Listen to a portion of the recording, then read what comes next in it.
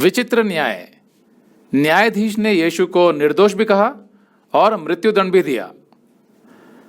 लूका के इस 23वें अध्याय और मत्ती के 27वें अध्याय की आयतें समान हैं, जिनको मैंने वीडियो नंबर 222, 223 और 224 में समझाया हुआ है। जो बातें यहाँ अलग हैं उनको मैं यहाँ समझा देता हूँ। पुंतियुस पिलातुस यहूदिया प्रांत का हाकिम था, यानी गवर्नर, एडी 26 से एडी 36 तक, मतलब 10 साल तक। यहूदी उससे घृणा करते थे क्योंकि वो यहूदियों के धर्म का अपमान करता रहता था। एक बार उसने यहूदियों के मंदिर में रोमी झंडे लगा दिए थे, रोमी बैनर, जिसमें रोमी सरकार के चिन्ह थे। दूसरी बार उसने पानी की नहर बनाने के लिए मंदिर के खजाने में से पैसे निकाल लिए थे, तो यहूदियों को बहुत बुरा लगा था ये। फिर एक बार उसने यहूदियों द्वारा किए जाने वाले विरोध को रोकने के लिए मंदिर में रोमी जासूस भेज दिए थे। तो इस तरह की हरकतों के कारण यहूदियों के साथ उसके संबंध अच्छे नहीं थे और पिलातुस को यहूदियों से खतरा था। पिलातुस को यह डर था कि अगर यहूदियों ने उसके प्रशासन के खिलाफ कंप्लेन कर दी कैसर से, तो फिर उसकी कुर्सी जा सकती थी। इसीलिए जब यीशु को उसके सामने लाया गया तो वो पहले से ही थोड़ा असुरक्षित महसूस करने लगा। उसके मन में ये द्वंद्व चलने लगा कि क्या वो यहूदियों की बात अस्वीकार करके अपनी कुर्सी का खतरा मोल ले, या फिर वो यहूदियों को खुश करने के लिए एक निर्दोष मनुष्य को मृत्युदंड दे। उसके लिए यह फैसला करना इतना आसान नहीं था। इसीलिए वो कोई छेद ढूंढने लगा, लूपहोल, जहां से वो बचकर निकल सके। उसने 3 बार यहूदियों को समझाने की कोशिश की कि यीशु निर्दोष है, लेकिन सफल नहीं हुआ। अंत में उसे यीशु को मृत्युदंड सुनाना ही पड़ा, जिसका परिणाम यह निकला कि इतिहास में उसके विषय में कुछ यूं लिखा गया, पिलातुस के विषय में, हाकिम पिलातुस ने यीशु के केस की सुनवाई की और उसे 3 बार निर्दोष घोषित किया, फिर भी उसने उसे क्रूस पर मृत्युदंड का आदेश दे दिया। तो सोचकर देखिए कि ये उसके लिए एक अपमानजनक बात थी कि वो हाकिम था और उसके हिसाब से यीशु निर्दोष था, फिर भी उसे मजबूरन यीशु को मृत्युदंड देना पड़ा। तो ऐसा लिख दिया गया इतिहास में, लूका 23:1। तब सारी सभा उठकर, यानी यहूदियों की सभा, उसे यानी यीशु को पिलातुस के पास ले गई और वे यह कहकर उस पर दोष लगाने लगे कि हमने इसे लोगों को बहकाते और कैसर यानी सम्राट को कर देने से मना करते, यानी टैक्स देने से मना करते, और अपने आप को मसीह और राजा कहते हुए सुना है।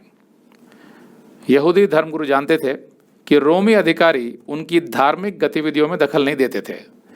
इसीलिए वे यीशु पर राजनैतिक आरोप लगा रहे थे कि वो लोगों को बहकाता है और कहता है कि रोमी सम्राट को कर यानी टैक्स देने की आवश्यकता नहीं।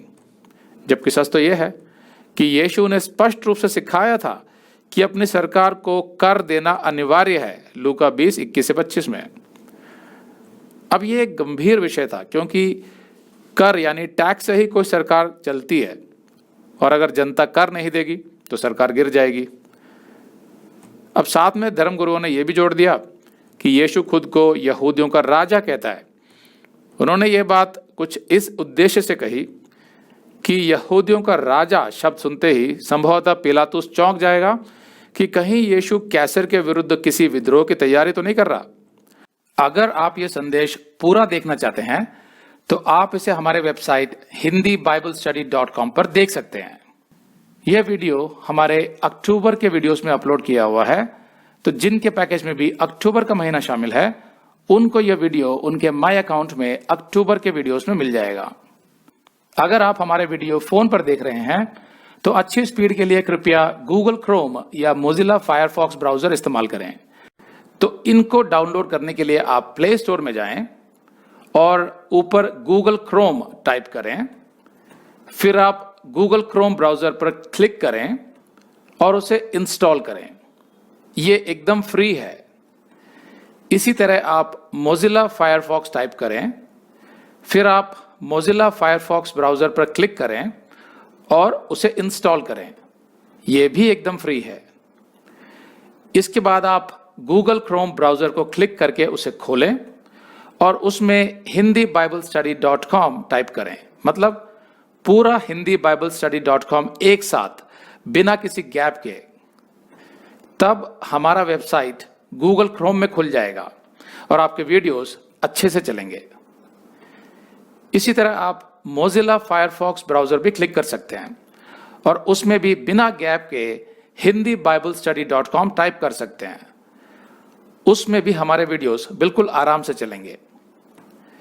इसके अलावा अगर आप चाहें तो बेहतर स्पीड के लिए आप वीडियो के नीचे बने प्ले बार पर सेटिंग्स का चिन्ह दबाकर 240p 240p सेलेक्ट कर सकते हैं, जिससे आपका बहुत ही कम डेटा खर्च होगा।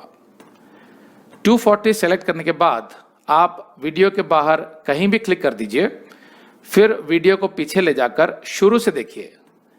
अगर आप हमारे वेबसाइट के विषय में जानकारी हासिल करना चाहते हैं तो आप YouTube पर हमारा संदेश देख सकते हैं, जिसका शीर्षक है एक विशेष सूचना, हमारी मिनिस्ट्री का अगला चरण, second phase of our ministry.